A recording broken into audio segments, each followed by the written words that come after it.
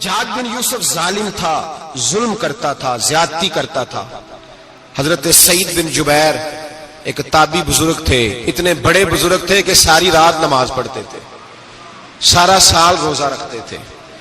ایک دن انہوں نے منبر پہ بیٹھ کے کہا کہ حجاج ظلم سے باز آ جائے ورنہ اللہ کی لاٹھی بڑی بے آواز ہے۔ حجاج بن یوسف کو پتا چلا کہ حضرت سعید بن جبیر نے میرے خلاف بات کی، بلا لیا، کہنے لگا تو نے میرے خلاف بات کی ہے؟ فرمانے لگے کی ہے۔ کہنے لگا تجھے پتا ہے میں قتل کر دوں گا؟ آپ فرمانے لگے نہ تو زندگی کا مالک ہے نہ موت کا مالک ہے، تو کیسے قتل کر؟ کہنے لگا تجھے پتا ہے میرا؟ فرمایا میں نے تجھے نہیں، میں نے تو کئی شداد، کئی حماد، کئی قارون، کئی فرعون، کئی نمرود دیکھے، کئیوں کی داستانیں سنی، تو کون ہے؟ تو تو چھوٹا سا ہے۔ ایک جملہ ہے ملا جلال الدین رومی کا، بڑے درویش تھے، ایک بات کہہ گئے، کہنے لگے نمرود جتنے پیسے نہیں، فرعون جتنی حکومت نہیں، قارون جتنی دولت نہیں، ورنہ فرمانے لگے میرے زمانے میں بھی کئی لوگوں کا خدا بننے کو دل کرتا ہے، کئی لوگوں کا دل کرتا ہے، لیکن نمرود جتنے پیسے، فرعون جتنی طاقت اور قارون جتنی دولت نہیں، ورنہ ہو سکتا ہے لوگ دعویٰ کر جائیں معاذ اللہ ثم معاذ اللہ۔ یہ آج سے کئی سو سال پہلے وہ کہہ رہے ہیں، آج تو حالات بڑے ابتر ہیں، اس کی نسبت خطرناک۔ فرمانے لگے حضرت سعید بن جبیر تو زندگی موت کا مالک نہیں۔ کہنے لگا پکڑو، قتل کرو اسے، لے جاؤ۔ جب پکڑ کر کھینچ کر لے جا رہے تھے نا تو حضرت سعید بن جبیر مسکرانے لگے۔ اب ظالم کے سامنے مسکرائے تو اس کو بڑا غصہ آیا، یہ میرا مذاق اڑاتا ہے؟ بلا لیا، ادھر آؤ، کیوں مسکرا رہے ہو، کیا ہوا؟ تو حضرت سعید بن جبیر کہنے لگے میں مسکرا رہا ہوں تیری بیوقوفی پر اور اپنے اللہ کی دی ہوئی ڈھیل پر۔ میں مسکرا رہا ہوں کہ یا اللہ کیا بات ہے، کیا تیرا شان ہے، کیسے لوگوں کو ڈھیل دی ہوئی ہے۔ میں مسکرا رہا ہوں تیری بیوقوفی پر کہ تو سمجھتا ہے شاید مجھے پوچھنے والا کوئی نہیں۔ کہنے لگا اس کو باہر نہ لے جاؤ، میرے سامنے قتل کرو۔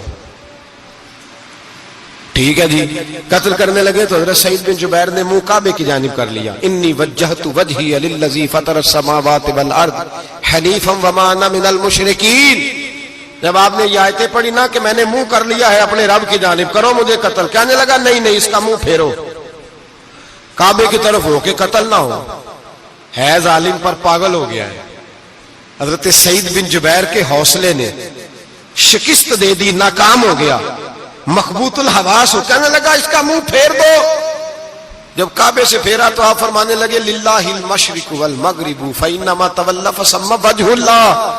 اللہ فرماتا ہے تو مشرق اور مغرب سارا ہی اللہ کا ہے، جدھر بھی منہ کرو گے ادھر اللہ ہی اللہ ہے، جدھر بھی منہ کرو گے ادھر اللہ ہی اللہ ہے، چاروں جانب پھیر دے، جدھر منہ پھیرنا ہے تو نے پھیر دیا منہ۔ حضرت سعید بن جبیر کے گلے پہ خنجر رکھا تو آپ نے ہاتھ اٹھائے، کہنے لگے اے اللہ میرے بعد اسے کسی اور پر مسلط نہ کرنا، میرے بعد کسی اور پر مسلط نہ، بس میں آخری ہوں۔ جب آپ ذبح ہوئے تو اتنا خون نکلا کہ لوگ کہتے ہیں جتنا اونٹ کے وجود سے نکلتا ہے، تر ہو گیا سارا اس کا دربار۔ ایک سمجھدار آدمی کو بلا کے کہنے لگا اتنا خون میں نے بڑے بندے قتل کرائے ہیں پر اتنا خون نہیں نکلا۔ تو وہ کہنے لگے لوگ مر جاتے، مرتے وقت ڈر جاتے ہیں، سہم جاتے ہیں، خون سکڑ جاتا ہے، لگتا ہے یہ شخص جب دنیا سے گیا ہے تو ڈٹ کے گیا ہے، یہ ڈٹ کے گیا ہے دنیا سے۔ حجاج بن یوسف رات کو سویا تو تڑپ کے اٹھا، کیا ہوا؟ گھر والے کہنے لگے کیا ہوا؟ کہنے لگے سعید بن جبیر خواب میں آیا اور کہتے ہیں اٹھ مجھے بتا تو نے مجھے کیوں قتل کیا ہے، بتا کیوں مارا؟ اگلی رات پھر سویا تو وہی خواب، پھر سویا تو وہی خواب۔ گناہ نفسیاتی مریض بنا دیتا ہے، ظلم تجھے مخبوط الحواس کر دیتا ہے۔ جب تو زیادتی کرتا ہے تو اللہ فرماتے ہیں کہ تو اللہ کو بھولتا ہے، اللہ تجھے اپنا آپ بھلا دیتا ہے، پھر تو بھول جاتا ہے، پھر تو سیدھے رستے پہ چلتا ہے پر بھٹک جاتا ہے، پھر تو صحیح رستوں کا تعین کر کے بھی گمراہ ہوتا ہے، پھر تو روز وہی گاڑی چلاتا ہے پر اب جب تو بریک لگاتا ہے تو نہیں لگتی۔ جب گناہوں کے ساتھ تو مخبوط الحواس ہوتا ہے تو روز وہ کاروبار کرتا ہے، لیکن جب تیرے گناہ تجھے گھیر لیتے ہیں پھر اسی کاروبار میں تو نقصان اٹھاتا ہے. حجاج بن یوسف تڑپتا ہے، روتا ہے، یہاں تک کہ بیمار ہو گیا.